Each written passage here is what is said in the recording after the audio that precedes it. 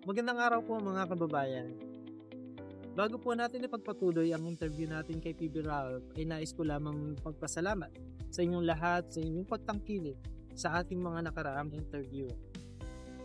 At gaya po ng commitment na aking nabitawan sa inyo, hindi po ito ang huli sa interview na ating gagawin. Sa halip, ay i-interview din po natin ang iba pang miyembro ng Pugong Biyahero Team. Sa ngayon lamang po kung mapapansin ninyo, ako ay nasa isang isla na kung saan kami po ay naglakbay upang nang sa ganon ay magawa natin ang layunin ng Pugong Biyahero Team na mas palawaking pa ang charity na naaabot ng PB Team. Kaya naman po, humihiling ako na sa mga susunod na araw, samahan niyo po ako upang nang sa ganon ay matunghayan naman natin ang buhay ng mga kababayan natin, ang mga katutubong mangyan ng mundo.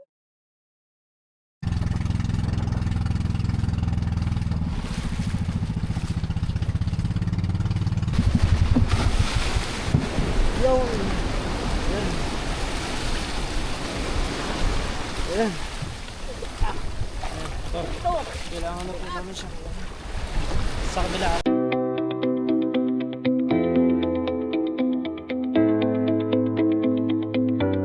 Siguro proud naman siguro si Papa sa akin natin ngayon. So yun yung ano ko, For sure. na sana kung buhay lang siya. Nabigay ko sa magulang ko yun. Pinapangarap ko para sa kanila. Unang-una ko talaga bilhin yung bigas. Bahala na yung iba dyan. Basta importante sa akin yung bigas. Meron kasi akong pakain. Ayaw ko rin na maramdaman nila na malungkot ako doon. Ayaw ko na kinakaawaan nila ako.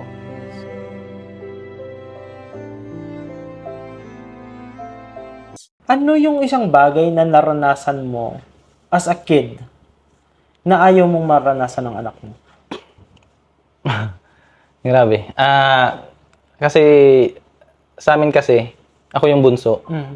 Kumbaga, nakita ko yung buhay ng magulang ko, ng mama ko. 6 kami magkakapatid. Tapos, si Papa kasi na na disgrasya. Kasi yung trabaho niya, yung construction. Tapos, nahulog siya. And then yung tama niya sa likod. So, ilang buwan din siya sa sa hospital. So, hindi siya makagalaw, hindi So, si Mama andun. Siya yung nag-aalaga kay Papa. Tapos si Kuya naman, si Kuya Eli, siya yung sa amin. Tapos nung umuwi na si Mama, tsaka si Papa hindi siya makatrabaho ba. So, si Mama lahat, yung ginagawa ng lalaki, si Mama lahat yung gumagawa nun. So, naranasan namin na kumain ng gabi, yung mga naranasan ng mga katutubo. Yan, naranasan ko yan. Kaya nga, thankful ako na napasama ako sa team. Kumbaga, nabigyan ako ng chance na makatulong sa kanila. Kasi naranasan ko na yan eh. Naranasan namin yan magkakapatid. Na yung baon namin, kung alam mo yung parang kamansi, para siyang ang ginagawa namin yan, binabalatan namin yan sa bahay, tapos pinapasok ko sa bulsa. Pag recess, sabi ng mga kaklase ko, tara, labas tayo, punta tayong kantin. Sabi ko, sige lang, dito lang ako, tatapusin ko muna itong ko. Pero ang ginagawa ko, kumakain ako. Kasi nahihiya ako sumama eh. Kasi wala akong pera. Wala naman akong pangbili, ganun. So yun, ginagawa ko sa bahay, doon na lang sa room, kain ako. Tapos pag may pumapasok sa room, ginagawa ko, pinipigilan ko yung makita nilang ngumunguya ako kasi baka tanungin, ano yung kinakain mo? Baka tanungin ako. So mahiya ako. Ang ginagawa ko, tumitigil lang ako, tapos kunwari nagsusulat, ganyan. Tapos yung kanin namin dati, yung bigas, pero nilalagyan niya ng mga kamuting kahoy, para dumami. Yes. Kasi konti lang yung bigas eh. Ang tawag namin dyan, sinaksakan. Baka nilalagyan lang ng mga kamuting kahoy, saging, ganyan. So yun yung pagkain namin. Ang ginagawa namin, umaakyat kami sa sa kahoy. Para hindi kami makita kumakain ng ng ganun kasi nahihiya nga kami. Kasi yung mga bata pa, syempre uso yung inaasar ka, ganyan. Tapos isa lang yung baon namin ng kapatid ko. Yung baon namin yun, yung dahon ng saging, ginaganyan. Minsan pa yung ano namin, yung bag namin nangangamoy ng tuyo. Amoy tuyo kasi yung dahon tumutulo yung ano niya, yung katas. So yung ang nangyari yun, amoy ano yung tuyo yung ano namin, amoy tuyo yung bag namin. So inaasar ako kaya ganon. Minsan napaaway dahil doon, dahil sa mga tinutukso. Pero thankful pa rin ako kasi yung mama ko, hindi kami pinabayaan. Kumbaga, hindi niya sinuko yung pag-aaral namin. At least nakatapos man lang kami ng ng high school. Hindi man kami nakapag-aral talaga ng ng college, pero at least proud ako sa magulang ko na napagtapos nila kami ng high school. So, kaming lahat ng magkakapatid talagang salat walang ano talaga ba. Yung mga minsan nga na-try namin yung gamit namin, sapatos namin, naghihiraman lang kami. So pag may mga event sa school, ganyan, yung sapatos ng kuya ko, pagka ako naman yung gagraduate, ako na naman magsusuot, yung mga ganon. So yan yung ayaw ko na maranasan ng ng mga anak ko. Kaya pinagsisikapan ko na makapag-ipon para yung buhay nila maging maginhawa man lang. So, hindi man masyadong talaga marangya, pero at least kung ano yung mga pangangailangan nila, maibigay ko. Hindi man ako nakapag-aral, at least mabigay ko yun sa mga anak ko. Na makapag-aral sila, makuha nila kung ano yung mga course na gusto nila. Kasi ang hirap talaga bilang isang bata na na alam mo yung pag nag-uusap yung mga kaklase mo diyan na ay kamusta yung yung pag-school nyo sa college ganyan. Alam mo yung parang out of place ka kasi ikaw hindi mo naranasan yung ganong buhay. So ayun. So yan yung isa talaga sa mga gusto kong hindi na ma-experience ng mga anak ko. Given na naranasan mo yung ganong buhay before, ngayon, gaano kalayo na yung buhay na meron ka doon sa dating buhay na yun? At kanino mo ipinagpapasalamat yun? Ayan, siguro sobrang layo na. Ipapasalamat ko yun sa Diyos, siyempre. Sa Diyos. Tapos, kasi kung hindi dahil sa Kanya, kasi masasabi ko talaga yung buhay ko parang naka-arrange. Kumbaga kung naniniwala ako pag may gusto ka, pagsikapan mo lang, gawin mo, tapos maging mabait ka lang. Kumbaga, tiwala lang sa sarili, dasal, ganyan. Makukuha mo talaga. Ako nga, hindi ko inakala na makakapunta ako ng Japan eh. Pero, napuntahan ko. Hindi ko inakala na makakain ako ng mga ganon, ng mga kinakain ko dati sa Japan, ng mga steak, ganyan. Hindi ko inakala na darating sa buhay ko yung ganon ng mga sitwasyon. Pero yun, nagawa ko sa pagsisikap lang. Sikapan mo lang kung ano yung mga gusto mo. Matutupad mo rin yan. Oo. Kaya unang-una talaga sa Diyos talaga. Yes. Totoo yun. And actually, napansin ko din po yun mga kababayan. Napakagaling mong magdasal. Kasi parang, lalo dun sa mga unang araw na nandito kami, nung dumating kami, most of the time, siya yung nagdadasal bago kami kumain or bago kami lumakad sa sasakyan. So, kita ko talaga na yung faith mo is there. And gaya nga sabi mo ngayon, you're very thankful to God sa lahat ng mga ibinigay niya sa iyo. Was there even a time, at least one, na tinanong mo si Lord, Lord, bakit? Oo. Meron. May mga time talaga na ganyan. Kasi, anong mga bata pa kami, hindi naman yan masabi ko na, hindi ko yan masabi kasi, syempre mga bata pa. Pero nung nasabi ko yan, nung nasa Japan, parang na ako na-drain na ako. Kumbaga, wala kang magawa. Kasi nung umabot yun ng wala na akong pera, napadala ko na dito. Tapos, pinagalitan ako ng mga boss ko sa trabaho. Tapos kumbaga nagka problema na ba? Ang dami na. Na ako. na parang depressed. So, sabi ko sa sarili ko na, Lord, bakit mo hinayaan na ganito? Bakit mo pinarana sa akin to? Ganon. So, which is, pinagsisihan ko naman yun na questionin yung Diyos. No? Pero dumating sa time yun. Dumating. Pero at least, kumbaga, na ano mo naman yun, na-overcome mo yung pinagdadaanan. And of course, ang maganda dito is, yung faith mo is still there. No? Kasi talagang, I think it's, dumadaan tayo sa ganong pagkakataon na parang maku-question mo. Pero, darating din yung punto na marirealize mo na parang, may dahilan kung bakit mo siya pinagdaanan. And yun yung ipaparealize niya sa'yo na hindi nawawala yung love niya. Kundi parang trials, redirection, na pwedeng may ibang plano ang Panginoon para sa iyo. No? Napakaganda. Kasi nabanggit mo na a month bago ka lumipad papuntang Japan, your father suddenly passed away. Naisip mo ba na baka hawag na lang akong tumuloy? Ano yung naging thinking mo noong nangyari yon? Hindi ko naisip yun. Kasi kung hindi ako tutuloy, mababalik ba yung buhay ng papa ko? Kasi may time nga niyan nung na interview sa bago sa Japan. Para makapag-Japan ma-select ka ba? So, may interview, sinabi sa akin na kung mamamatay ba yung isa sa mga pamilya mo, uuwi ka ba sa Pilipinas? Yun yung sabi nila. So, sinagot ko nun, hindi. Kasi bakit ako uuwi? Yung pera na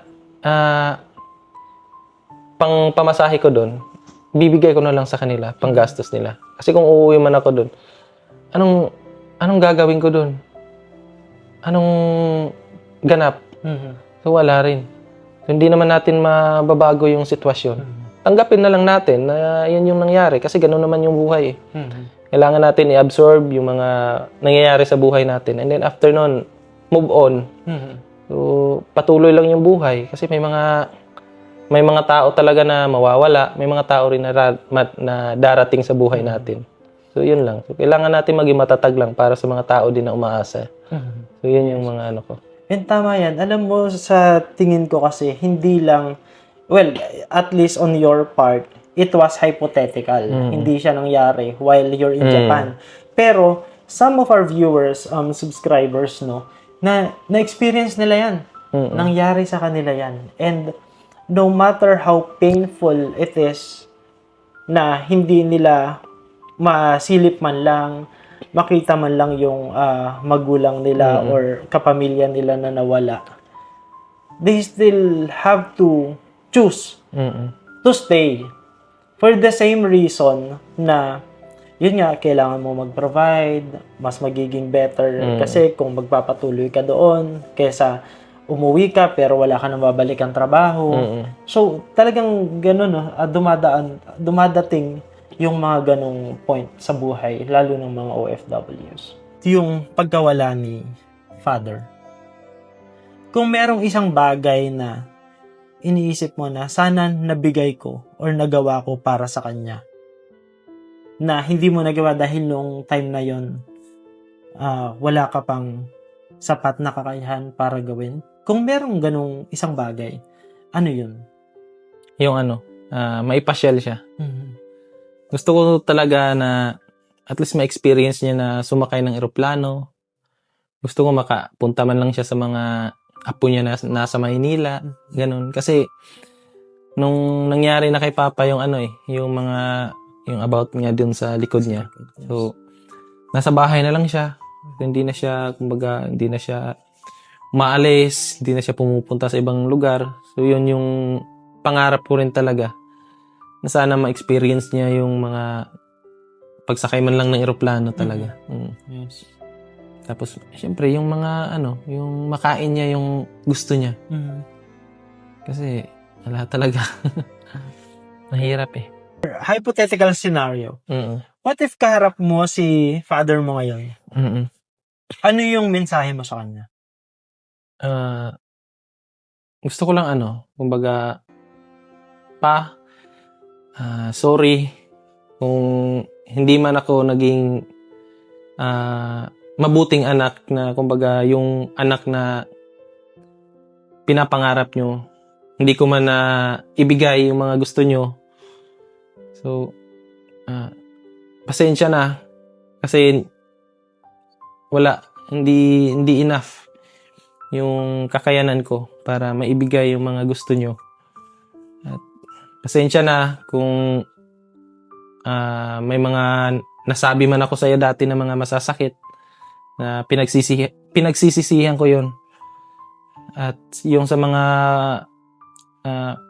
panahon na naging pasaway ako sa inyo, pasensya. At sorry sa lahat-lahat ng mga masasamang ginawa ko sa inyo. Mahal na mahal kita pa. I love you.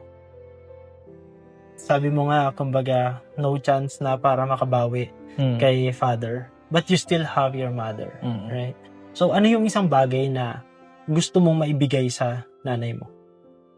Same. Yung ma-enjoy niya yung ma-enjoy niya yung buhay niya ngayon. Na gusto ko na makasakay man lang ng eroplano, may mabisita yung mga apo niya na hindi niya nakita kailan simula nung mga anak ng mga pamangkin ko, hindi pa nakita nila mama yon. Although same naman sa ako, hindi ko rin nakita yon.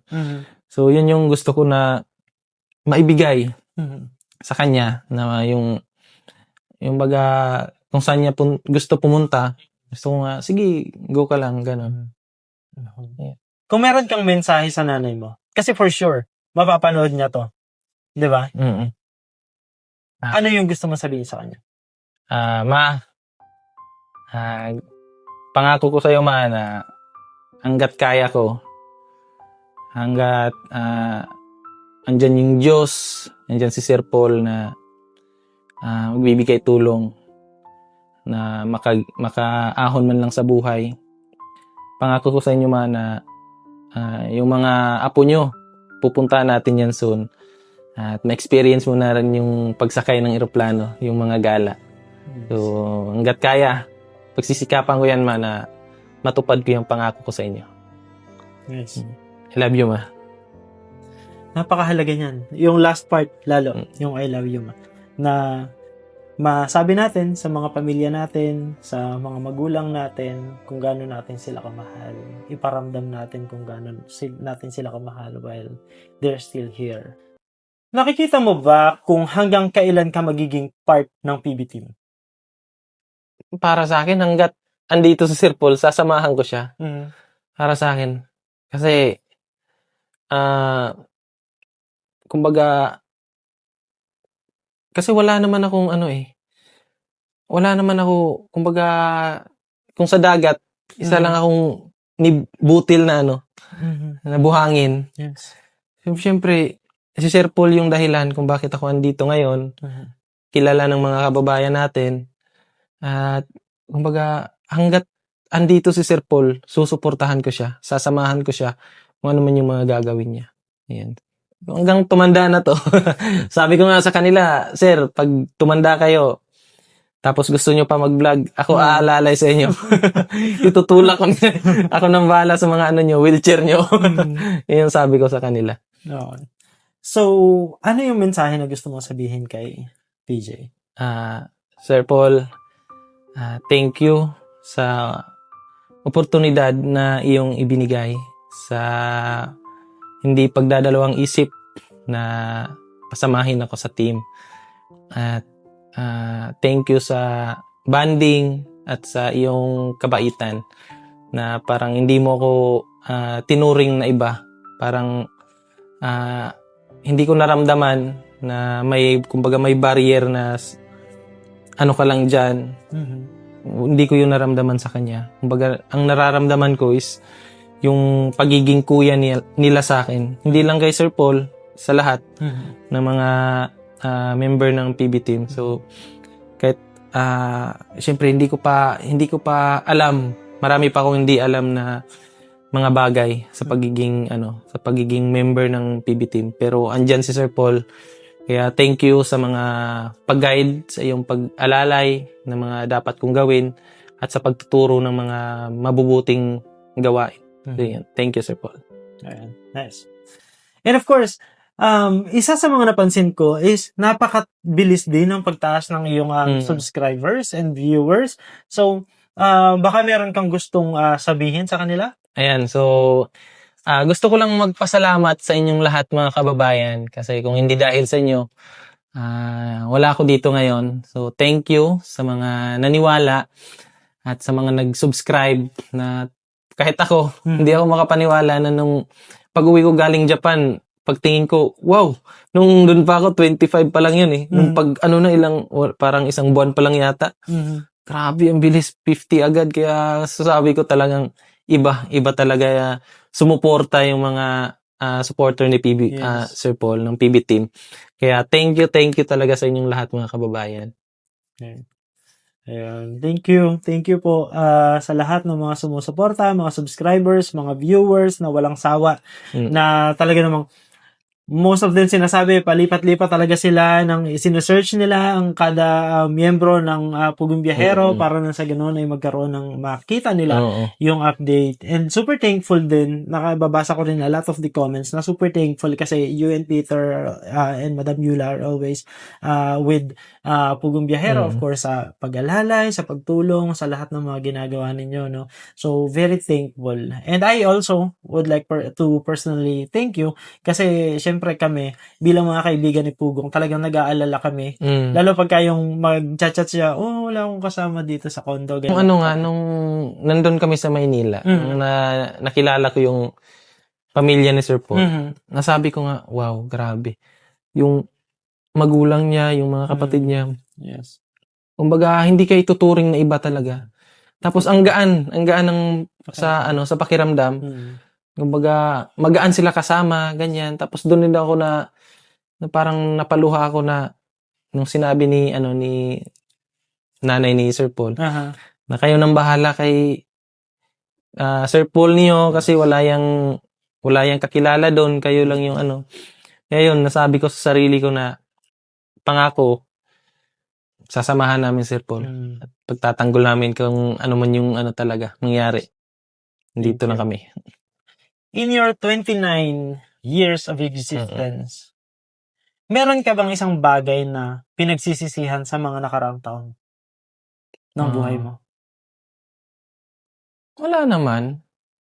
Kasi lahat naman ng nangyari sa akin is nag-iwan naman yung lahat ng aral. Which is, yun yung mga dahilan kung bakit naging matatag ako ngayon. Kumbaga, yun yung mga dahilan kung bakit nakayanan ko tanggapin yung mga pagsubok na binibigay ng Panginoon. So, masasabi ko na sa lahat ng mga desisyon ko, hindi naman kumbaga, pinag-isipan ko lahat ng mga ginawa ko. So, kaya masasabi ko, wala akong pinagsisihan. Kung may bibigyan ako ng chance na uulitin yung buhay ko, wala akong uulitin. Kasi yun yung gusto ko. Kaya ngayon, dati talaga, iyakin talaga ako eh. Pero ngayon, wala. Baga naging, na-switch yung personality ko. From iyakin na bata sa palangisi, bungis-ngis. Baga ayaw kong yung emosyon ko. Gusto ko, positive lang yung nasa paligid. So yun. Kaya never na sa utak ko yung mga ganun. And there was a survey na ginawa. This is sa US. Ginawa yung survey para sa mga tao na nandun na sa sunset age. Kumbaga yung mga matatanda na talaga. They were asked, ano yung bagay na pinagsisisihan mo? And almost napakataas nung percentage na nagsabi na ang pinagsisisihan mo ay hindi yung mga bagay na ginawa mo. Ang pinagsisisihan nila is yung mga bagay na hindi nila nagawa. Totoo yan. Ikaw ba, meron ka bang isang bagay na gusto mong gawin na hindi mo pa nagagawa? Sa ngayon, ano pa eh. Kumbaga, hinahayaan ko lang yung ano eh. Hinahayaan ko lang kung ano yung, kumbaga sinasabayan ko lang yung flow ng ano, ng buhay ko. Buhay. Oo.